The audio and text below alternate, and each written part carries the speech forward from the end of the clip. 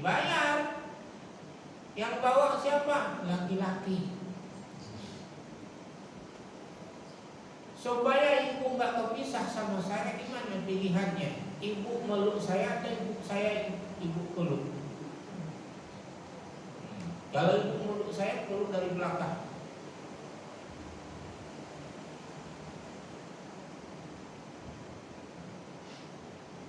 Itu ada. Atau dipegang pakai yang ini, ya, belakang. Atau dia suami istri masih mending, suaminya yang pegang bapak tadi, istrinya yang pegang. Bagaimanapun walaupun tidak terjadi pemegang laki-laki, tapi intinya mencium hajar aswad, karena tujuannya mencium hajar aswad nanti menyakiti jamaah yang lain. Kenapa? Petugas yang kita bayar calonya jadi bukan petugas, calo yang kita bayar tadi, dia berusaha berkhidmah kepada kita karena kita yang bayar, akhirnya orang lain sikutnya begini. Menyakiti orang lain hukumnya haram. Akhirnya apa yang terjadi? Melakukan ini perbuatan maksiat, zalim. Semua perbuatan kita akhirnya di Saudi tadi yang baik-baik, ingin kita tercatat menjadi haji yang mabrur, gara-gara persoalan mencium hajar aswad, nikut orang lain, dibayar orang tadi, akhirnya kita tidak dapat haji mabrur. Gara-gara ngejar cium hajar aswad. Kenapa kadang jamaah ada cium hajar aswad dipaksanya? Aduh, rugi kali lah ibu kalau nggak dapat nanti. Akhirnya ibu cium hajar. Jadi ibu pulang sombong, wah masih hajar aswad nih dah. Ya. Napasnya masih napas hajar aswad. Jamaah yang dirahmati oleh Allah, bagi siapa yang ingin niat cium hajar aswad, itu insya Allah kalau berdoa dapat. Di Mekah itu semuanya doanya dikabulkan sama Allah Subhanahu wa taala, diterima. Lagi tawaf gini, mau tawaf sunnah, tawaf wajib, minta sama Allah, ya Allah pengen kali cium hajar aswad, ya Allah berikanlah kemudahan. Tiba-tiba jauh dengan bapak dan ibu, tiba-tiba jalannya lapang. Kok tiba-tiba nggak ada orang yang tawaf lagi, nggak ada lagi nih, udah semua lapang. Petugas kebersihan bilang, ya haji, tarik, pindah. Ya. Kenapa? Tiba-tiba lapang. Dia berdoa tadi, dia lapang karena jalanku katanya, menuju hajar aswad. Tiba-tiba dilapangkan oleh Allah. Rupanya di depan ada orang mencret, ya kan? Lapang jalan itu. Datanglah petugas kebersihan membersihkannya. Dia ikut ke belakang kebersihan, mudah jalannya. Jadi Allah berikan kemudahan, memang luar biasa. Ada orang mencium hajar aswad, badannya kecil, berdoa dia diangkat oleh Allah, diangkat oleh ada jamaah bisa mencium hajar aswad.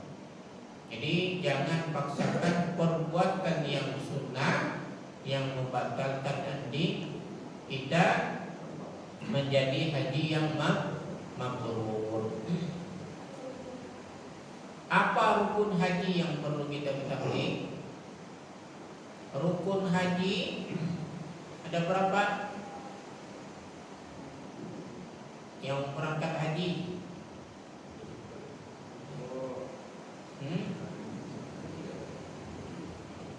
rukun haji itu ada 6. Yang pertama ihram.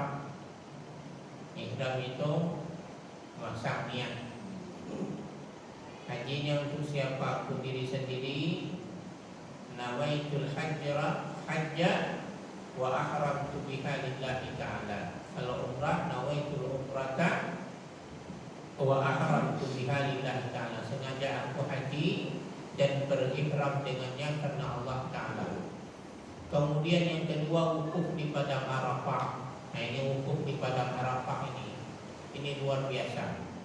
Bapak dan ibu siapa yang haji, apalagi hajinya haji akbar, bertepatan hari Jumat, wukuf di padang Arafah itu, kalau kita hayati, kita tadabburi, kemudian kita lakukan zikir dengan sekhusyuk-khusyuknya, maka dirasakan pada waktu Arafah itu bapak dan ibu begitu tenang dan khusyuknya, seolah-olah suara burung pun tak terdengar ketika itu.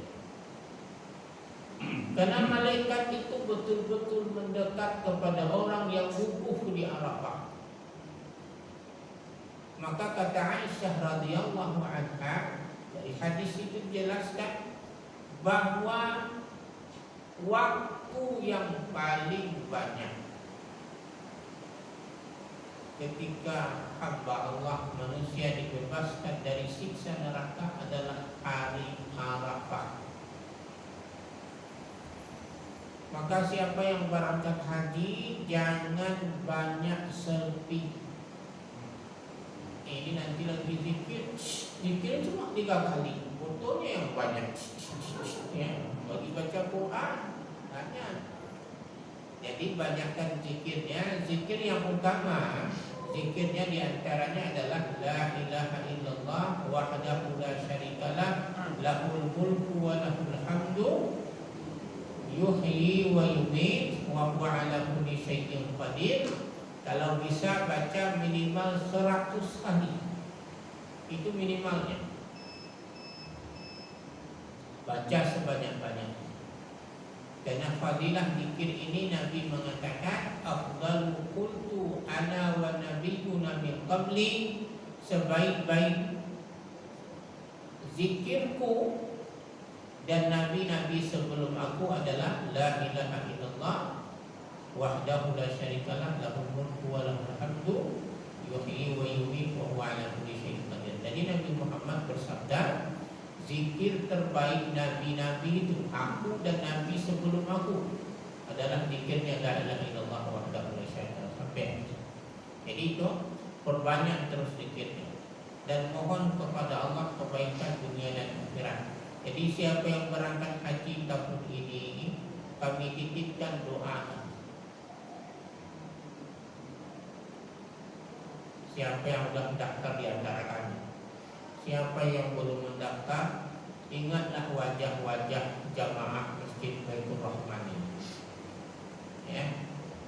Kemudian kalau yang masih muda, masih punya tenaga, ketika menjelang setelah sholat asar, kalau sanggup nanti beranjaknya ke Jabal Rahmah, sunnahnya di situ. Nanti berangkat ke Jabal Rahmah, pergi ke sana. Wukuf di Arafah itu adalah puncak rukun haji. Karena Nabi bersabda, Al-Hajjul Arafah, haji itu adalah Arafah.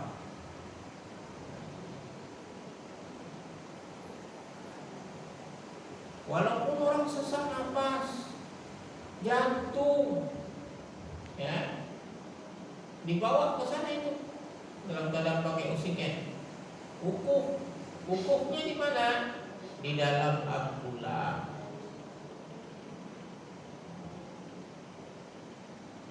Jadi di Arafah jangan sia-siakan zikir sebanyak-banyaknya. Berdoa untuk kebaikan, kemudian lihat wajah kami nanti, panggil di padang Arafah, kemudian di Jabal Rahmah. Doa ya Allah, Masjid Baitur Rahman yang sudah mendaftar, mudahkanlah ya Allah, percepat. Yang belum mendaftar, mudahkan rezekinya. Ya, insya Allah dipanggil oleh Allah Subhanahu Wa Taala, baik lewat haji ataupun umrah. Kemudian tawaf. Nah ini tawaf. Ibu-ibu yang berangkat haji, ingat haji itu, tawaf itu seperti sholat. Perhatikan nanti pakai mukananya. Mukananya dipakai di sini. Ya, di sini. Karena di sini ini aurat, jangan ke belakang mukananya. Rambutnya perhatikan pakai anak jilbab. Imam Nawawi mengatakan di dalam kitab manasik haji, karena tawaf itu seperti sholat, maka perempuan laki-laki wajib menutup auratnya dengan sempurna. Jadi kalau ada ibu-ibu yang keluar rambutnya, maka tawafnya tak sah. Kalau tawafnya tidak sah, maka hajinya juga tidak sah. Kalau tawafnya tidak sah, tawafnya untuk umrahnya juga tidak sah. Maka perhatikan kaos kakinya, perhatikan kalau yang pakai sarung tangan boleh nggak ibu-ibu? Yang dilarang bagi perempuan ketika ihram, baik ihram untuk umrah dan haji, itu memakai sarung tangan, tak boleh menutup muka, baik pakai masker ya ataupun pakai niqab, pakai cadar, tak boleh. Bagaimana dengan sarung tangan yang separuh?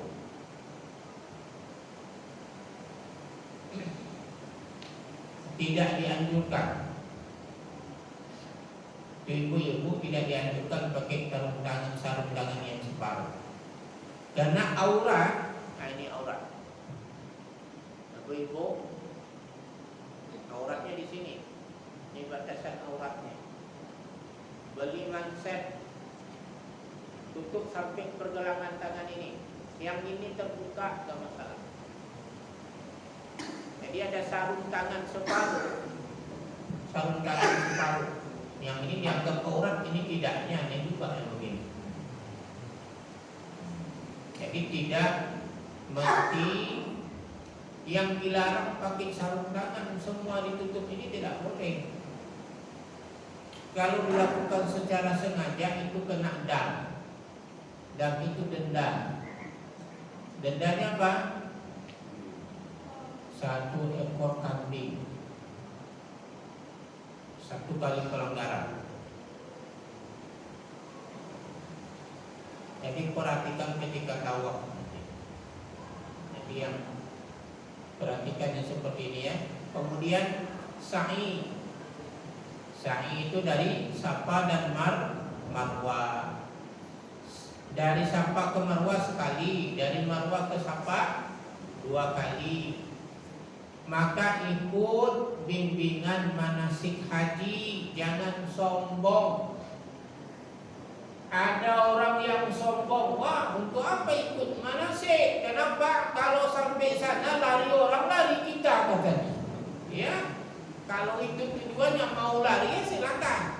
Kebetulan apa hajat kita disampaikan sama Allah Subhanahu wa Ta'ala. Waktu kami 2009 ada seorang kakek-kakek yang ketika manasik haji tidak mau ikut. Dia bilang apa? Gak perlu ikut manasik haji. Lari orang, lari dia. Sampai sana lari orang, lari dia. Kami sudah selesai, dia tak selesai-selesai. Betul. Safa tadi apa? Dari Safa ke Marwah 1 kali. Dia enggak hitungannya. Dari Safa, Marwah, Safa baru 1 kali. Dia enggak. Udah kakek-kakek. Kami nunggu mana kakek yang satu ini. Kata pembimbingnya dia enggak mau itu bimbingan itu. Waktu di Indonesia. Akhirnya apa yang terjadi? Sudahlah letih, lelah, kesasar lagi. Hilang duitnya yang di sini 8 juta rupiah. Mungkin yang main dirahmati oleh Allah, itu juga perlu berhati-hati. Nasihatnya bukan kita buruk sangka sama orang, karena di sana bahasa Indonesia orang kulit hitam pun bisa, orang India pun bisa, orang Bangla pun bisa. Jangankan bapak dan ibu yang tidak bisa bahasa Arab, kami mahasiswa kawan saya ditipu. Yang kuliah di Mesir ditipu sama kayaknya orang India. Dia sudah pernah ke Indonesia ini, sudah pernah di mungkin di Banda Aceh, Tasik, Aceh Besar, hafal dia, Sigi tahu dia. Punya duit. Jemaah dirahmati oleh Allah Subhanahu wa taala. Kemudian nanti halku atau taksir, memotong atau memendekkan. Jadi kalau ibu-ibu tidak disunahkan bercukur ya, jangan pula nanti bercukur. Yang laki-lakinya aja. Kalau bapak yang haji ini nanti waktu umrah dipendekkan aja. Dipendekkan baik satu sisir atau setengah sisir. Setelah waktu haji, tahallul haji, baru nanti bapak cukur sehabis-habisnya, cukur licin. Kenapa?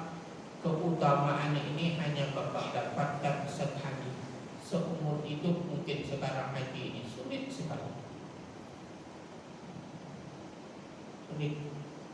Maka jangan sayang sama rambut, karena 1 bulan akan tumbuh lagi. Jadi jemaah dirahmati oleh Allah Subhanahu wa taala, nasihat saya lagi untuk haji dan umrah. Yang pertama nanti pertama, utamakan adab dan akhlak di atas ilmu. Ya, adab dan akhlak. Maka paling banyak nanti memohon kepada Allah. Ketika minum air zam-zam nanti dapat zam-zam. Doa. Ya Allah ya Arhamar Rahimin. Doanya ya, Allahumma inni as'aluka ilman nafi'an ya, wa amalan mutaqabbala. Ya Allah, beri mudah, minta ilmu, minta dimudahkan, diterima amalan. Kemudian minta apa? Kesehatan. Kesehatannya jangan limited edition. Jangan minta kesehatannya nanti, ya Allah berikan aku sehat di haji. Ketika jemaah ibadah haji, ya Allah berikan. Ketika dia haji, apa yang terjadi? Sehat. Ketika mau pulang mulai pesawat langsung batuk sakit. Sampai ke rumah masih sakit, masuk ICU. Karena dia minta dari Allah, ya Allah sehatkan aku waktu ibadah haji saja. Selepasnya seserah Engkau ya Allah. Jangan minta doa dan begini, ya Allah sehatkan saya ketika ibadah haji di tanah harammu, dan ketika pulang pun dalam keadaan sehat walafiat. Kemudian doanya yang paling penting lagi, ya Allah tutuplah auratku. Tutup apa? Aurat. Bapak dan ibu boleh kan pakai celana dalam laki-laki? Enggak boleh pakai yang berjahit. Ada bapak-bapak saking lincahnya. Lincah apa? Cium ajar aswad. Orang teriak-teriak, dia pikir kena hebat orang, kena hebat dia, orang minta dia, tak tahu dia kan ihramnya tinggal di belakang.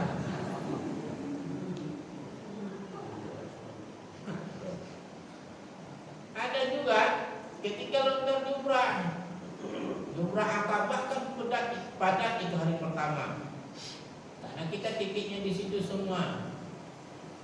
Dia saking gesitnya masuk ke situ, akhirnya tinggal pakaian ihramnya, terbuka aurat. Bukan itu aja, ada kawan-kawan yang ketika umrah Ramadan kecapean ketika tawaf, apa yang terjadi? Setelah saya umrah, dia tidur di Masjidil Haram, enggak pulang, pakaiannya masih pakai ihram, tidur terbuka auratnya, bapak-bapak. Batal puasa orang lihat. Jamaah dirahmati Allah, tutup aurat, minta kepada Allah ditutup sama Allah. Kenapa? Niat doa ini lebih kuat dari perbuatan. Contohnya saya bilang waktu tsunami. Waktu tsunami bapak dan ibu. Nah ini, saya mau tanya sama bapak dan ibu, mana kuat ikatan kain sarung dengan celana jeans?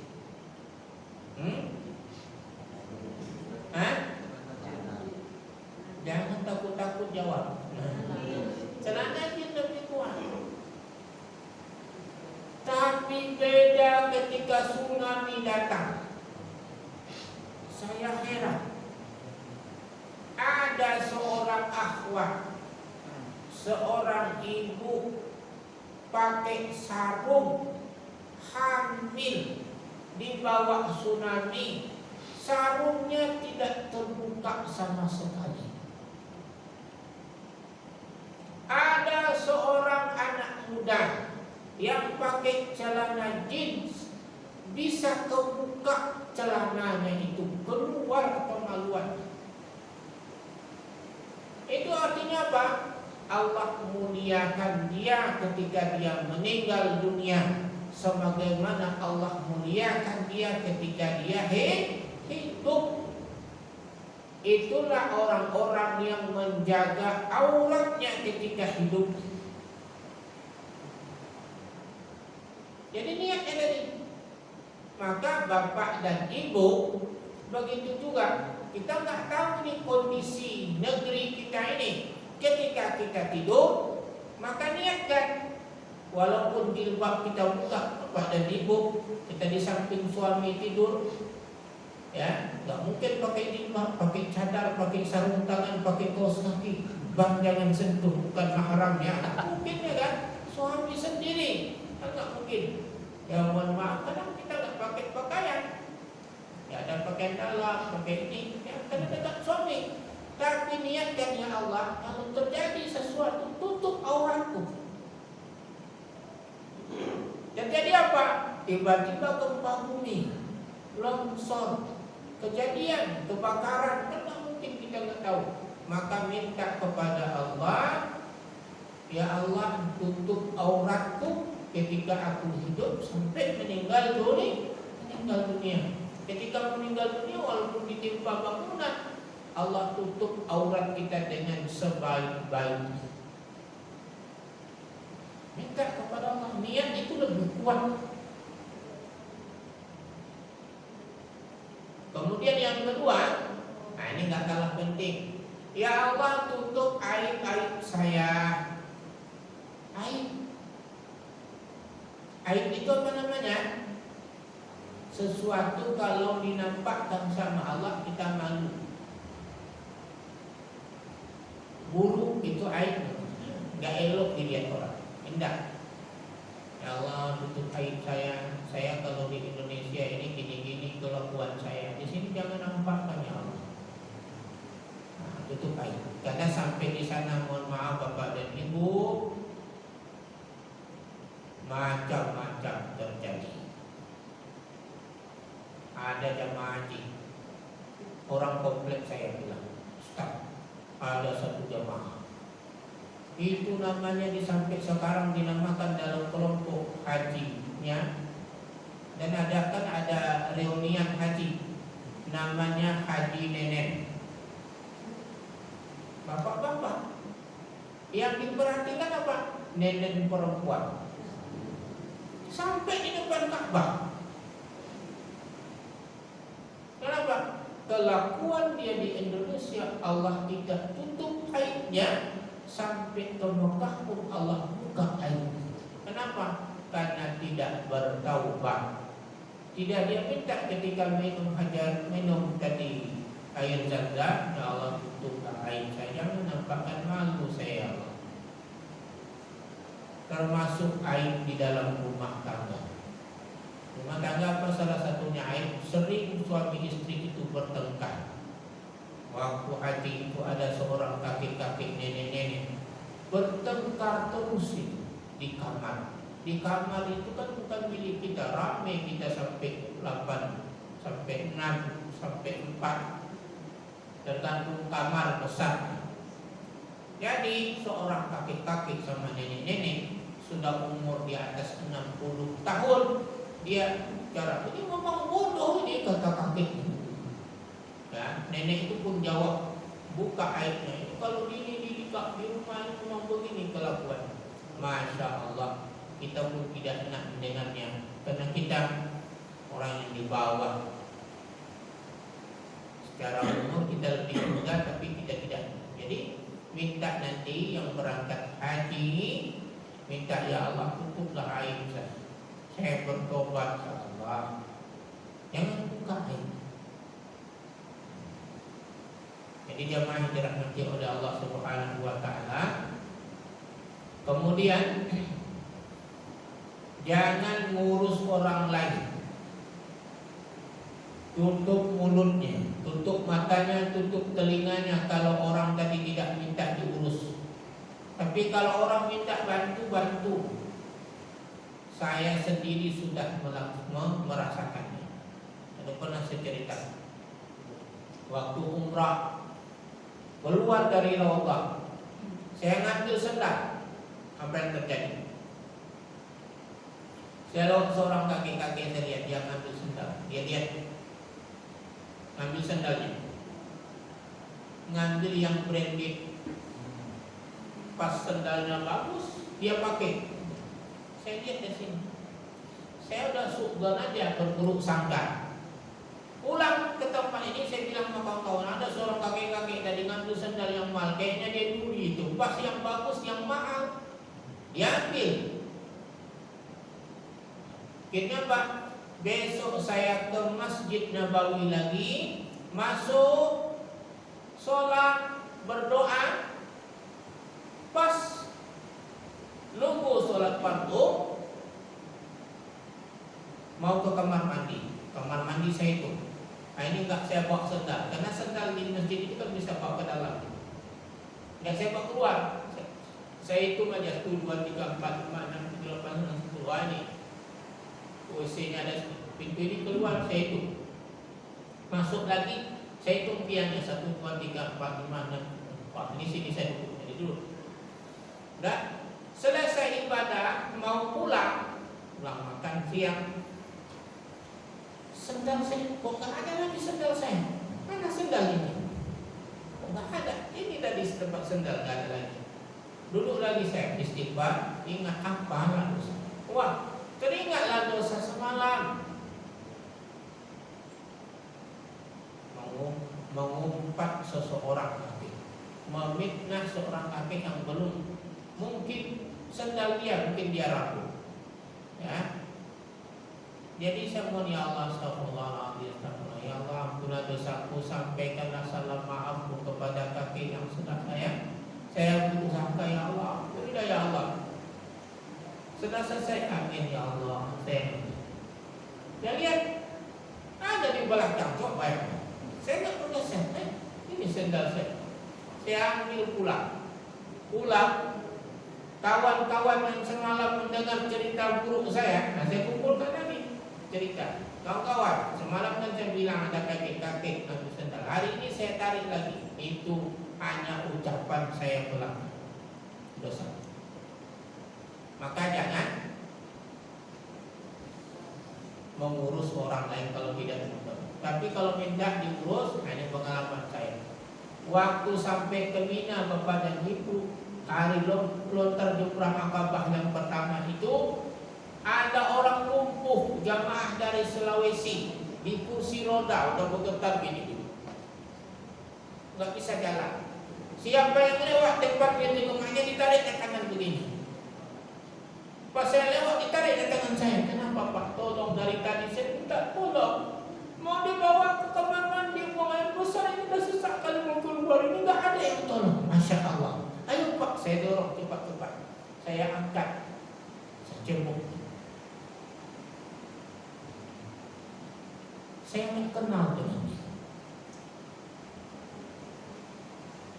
Saya angkat bersih. Saya angkat lagi ke kursi roda, saya bawa lagi ke depan rumahnya. Dipegangnya tangan saya sambil nangis. Nah, tolong nak berhenti dulu. Kenapa? Berapa bayarannya? Bapak haji dengan siapa? Dengan istri saya. Istri Bapak kemana? Sedang lontar jumrah untuk saya juga. Saya nunggu dia.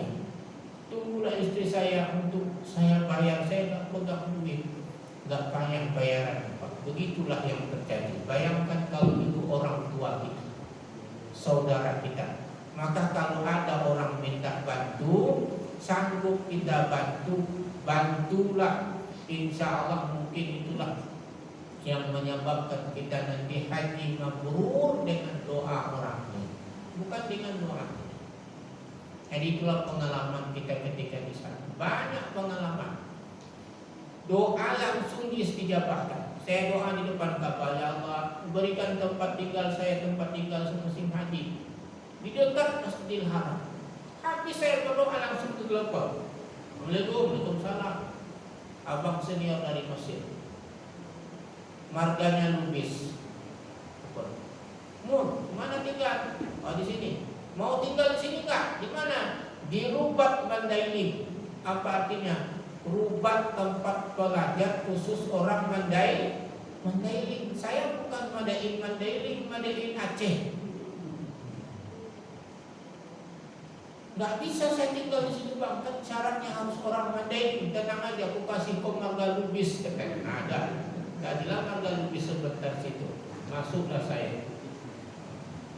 Masya Allah, begitulah dahsyatnya. Jadi jemaah yang dirahmati oleh Allah, yang berangkat seremoni ini insya Allah mabrur, dan doakan kami yang sudah berangkat pengen berangkat lagi, walaupun tidak bisa haji, sekurang-kurangnya bisa berangkat umrah, bisa tawaf, ya, bisa lihat nanti Jabal Rahmah, karena ada ziarah nanti ya Ustaz ya, lihat Jabal Rahmah, naik ke gunungnya, bisa ke Gua Hira, ke Bukit Sur, insyaallah. Ini yang dapat sampaikan. Mari kita sama-sama berdoa kepada Allah Subhanahu wa taala. Alhamdulillah rabbil alamin, hamdan wa ni'matan kafi mazidah. Ya rabbana lakal hamdu kama yanbaghi li jalali wajhikal karim azim sultanik. Allahumma shalli wa sallim ala nabiyyina Muhammadin wa ala alihi wa sahbihi ajma'in. Allahumma inna nas'aluka ilman nafi'an wa fahman wasi'an wa rizqan halalan tayyiban wa salaman barakan fiik. Allahumma inna na'udzubika min ilmin la yanfa'u wa min qalbin la yakhsha' min nafsin la tashba' wa min du'a'in la yusma' innaka as-sami'ul 'alim qaribun mujibud da'wati qadiyal hajat. Allahumma ij'al jam'ana hadha jam'an marhumah wa tafarraqana min ba'dihi tafarruqan ma'sumah. Rabbana atina fid dunya hasanah wa fil akhirati hasanah wa qina adzabannar. Walhamdulillahi rabbil alamin. Bapak-bapak, ibu-ibu yang ingin bertanya, dipersilakan.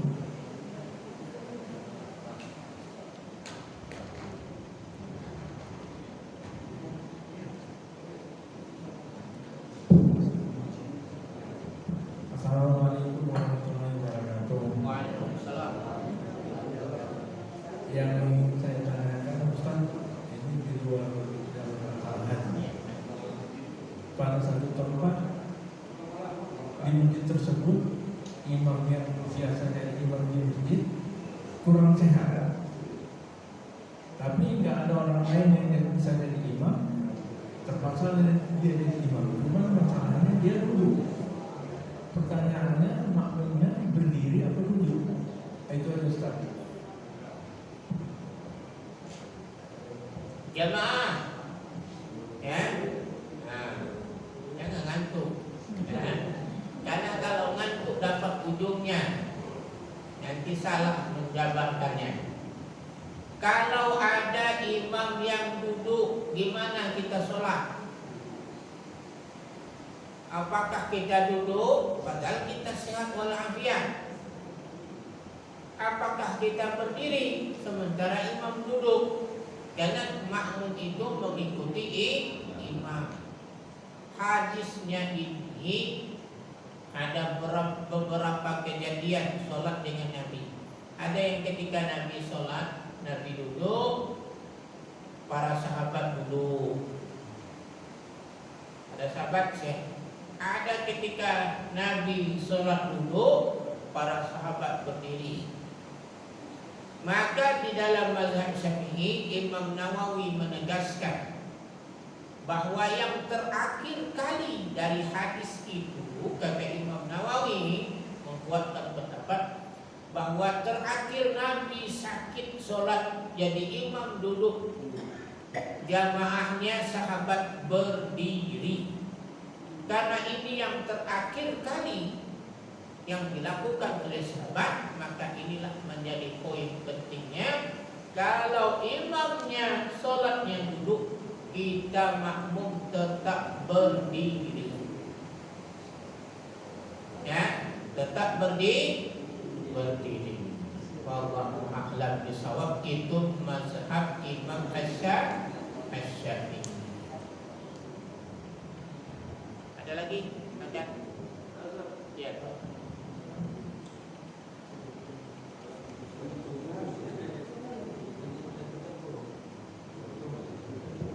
Assalamualaikum warahmatullahi wabarakatuh. Terkait haji atau umroh tadi Ustaz, waktu umroh sering kami lihat bahwa pada saat tawaf itu pusatnya itu kelihatan Ustaz. Jadi banyak, dan itu bukan satu orang dua orang gitu, dan banyak gitu. Apakah ada hadis atau mazhab lain yang, karena kan mazhab ada 4 di situ yang dipakai. Apakah ada mazhab lain yang membolehkan bahwa pusat itu nampak ya bagi laki-laki? Itu Ustaz. Assalamualaikum warahmatullahi wabarakatuh. Ya, pusar itu memang bukan aurat. Nah, pusar bukan aurat. Dalam mazhab Syafi'i sendiri pusar bukan aurat. Lutut juga, karena yang dikatakan aurat itu adalah antara pusar dan lutut. Tapi menutupnya itu kalau mazhab kita wajib, karena nggak mungkin menutup aurat karena antaranya. Jadi kalau dinampakkan berarti sebagian pusar yang bisa nampak, ya kan? Karena antara pusar, antara ini di bawah pusar udah aurat, pusarnya bukan.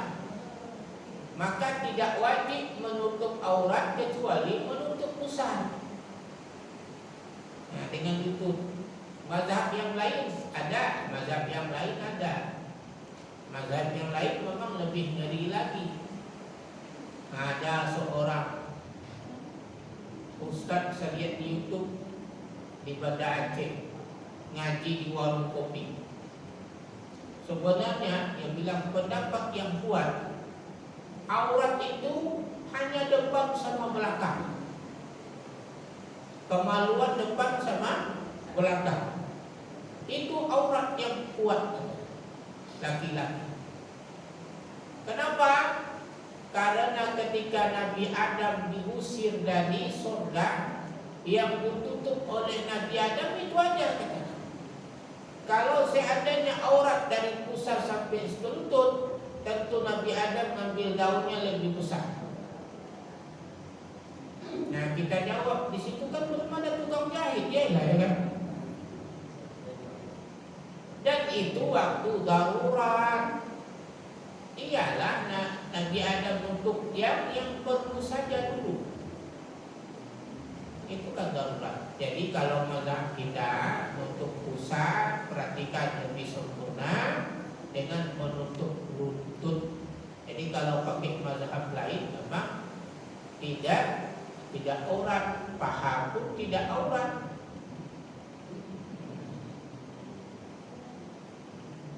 Maka nanti ikatnya di atas pusat. Misalkan, kalau wuduknya gimana supaya wuduknya nggak batal? Ini hati-hati wuduknya. Jangan wuduknya seperti biasa, niatnya supaya bersentuhan nggak batal. Gimana cara wuduknya supaya wuduknya nggak batal di Mekah ketika tawaf? Ya, bersentuhan tidak batal. Wuduknya ikut mazhab Malik. Cara wuduknya harus tahu juga. Mazhab Malik wuduknya berbeda dengan mazhab Syafi'i dalam hal mengusap kepala dengan membasuh kaki. Mengusap kepala, mazhab Malik kan sempurna gitu.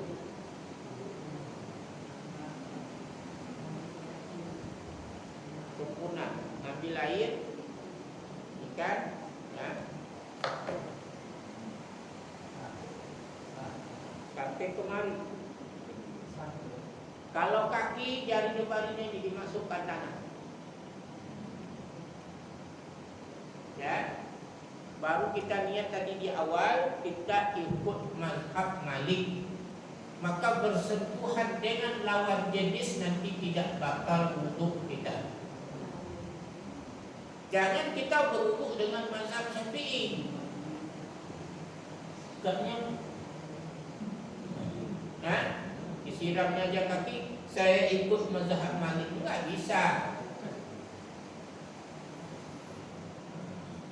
Dan nggak bisa pula kita pakai mazhab Syafi'i. Ada saya bawa itu jamaah, dia nggak mau berubah, nggak mau ikut mazhab Malik. Ketika tawaf, Ustaz di depannya katanya dia sembunyi di belakang saya gini, supaya nggak sentuh. Ya, baru berapa kali putaran ada yang menyentuh dia. Kayaknya kena kaki saya Ustaz tadi. Saya wudhu dulu lalu Ustaz, tunggulah saya lagi, mutar lagi. Ada yang menyentuh saya Ustaz, batal wudhu saya. Kapan selesainya bapak ini? Itu sendiri saya pimpin jamaah begitu. Kemudian sekarang Ustaz ada di belakang saya di depan, gak kayak orang silat gini dia. Mana caranya umrah? Gak ada khusyukan, gak ada berdoa. Jadi ngambil boleh kita berpindah di sana, karena tidak mungkin diterapkan mazhab Syafi'i.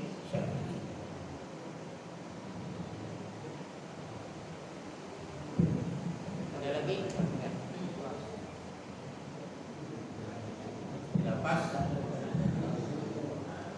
Alhamdulillah, terima kasih kami ucapkan kepada Ustaz. Mudah-mudahan yang Ustaz sampaikan adalah ilmu dapat kita amalkan.